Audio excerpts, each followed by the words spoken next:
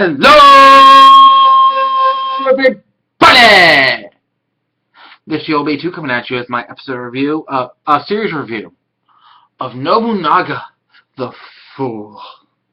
Now, this was a really good series. It was really fun to watch. The most fun I had about the series, besides the story and everything, was the characters.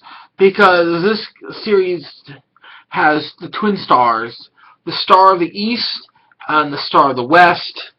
And the Star of the East has characters like Nobunaga, Mitsuhide, Tatsuhisa, Shingen, Kenshin.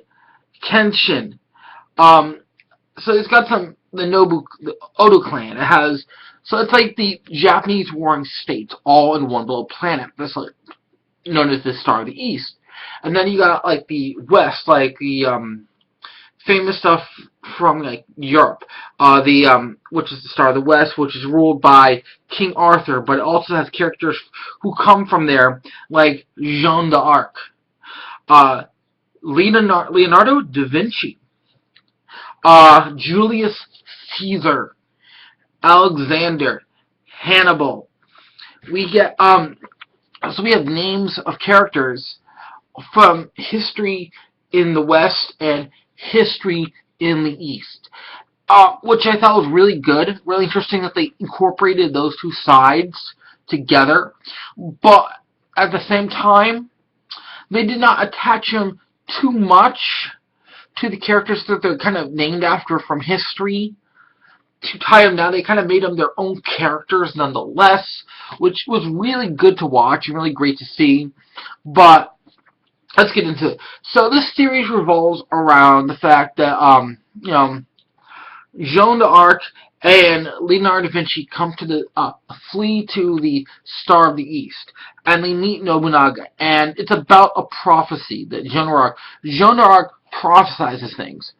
And she's not a big fan of being able to prophesize because then she sees horrible shit happen and then she can't stop it from happening, and then people get pissed at her, claiming she's a witch, that she's evil, that she's the one who's causing these things to happen, that she prophesizes.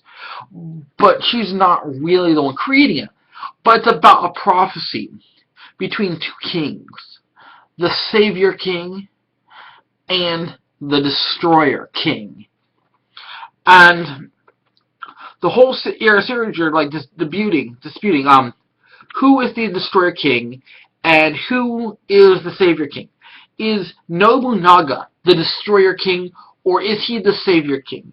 Is King Arthur the Savior King, or is he the Destroyer King? And I don't want to ruin it, but the answer at the end of the series, it will fuck your mind. You're just like, I did not see that coming. It is great, but it's just a huge battle, gigantic mechs called war armors, regalia, giving them power-ups. This massive battle as the West comes over and invades the East to go after their ley lines for power in order to revive the greatest regalia of all, which is known as, quote, the Holy Grail. So, this was a good series. It had many aspects to it. I don't want to go too deep into the series because it would ruin too many things for people who have not seen Nobunaga the Fool. But one thing that I can reveal is when Nobunaga finally gets a war armor, a gigantic mech known as a war armor, he does name it the Fool. So you have that teensy bit, but the series goes through, and each episode is named after a card from tarot cards. And you have on the side Da Vinci, who's trying to be an observer of the world while still trying to help people make their own decisions by using the tarot cards to help. He'll spread them out and say, take one, and he will explain how you pull the card, what it means to you, what it's trying to say. So he's sitting back as an observer. You have Jeanne d'Arc, like I said, who's a prophet who sees things, who is trying to see who came to the star to see who is the Destroyer King and who is the Savior King.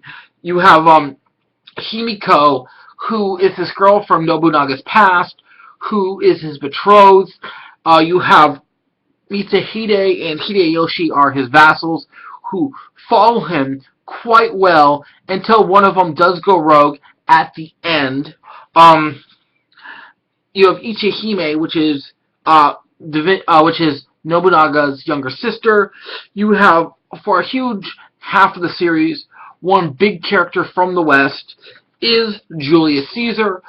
But again, this was a great series, but I don't want to ruin it for those who have not seen it. But I highly recommend it because it has great action, great character development, and the fact that it's just fun that they take famous names from both the East and the West and throw them into the series as characters. I just love that very, very much. And you should watch the series. It's really fun. And tag along, because you will not expect to find out who is the Savior King. When you find out who the Savior King, you will go, what the fuck? But you will like it. It's a good answer. An answer you did not see. But nonetheless, it's great. So thus, this is the old boy 82 saying. If you like this video, please click like. If you want to see more, please subscribe. This is your 82 signing out.